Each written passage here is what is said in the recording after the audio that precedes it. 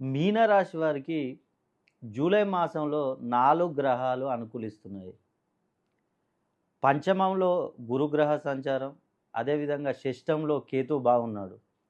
4వ స్థానంలో బుధుడు బాగున్నాడు. అదేవిధంగా 3వ స్థానంలో కుజుడు బాగున్నాడు. కాబట్టి వీరికి ధన సంపాదన అనేది పెరుగుతుంది. ఆర్థికంగా ఎదుగుతారు. అదేవిధంగా వృధా ఖర్చులు మాత్రం ఎక్కువగా ఉండే అవకాశం ఉంది.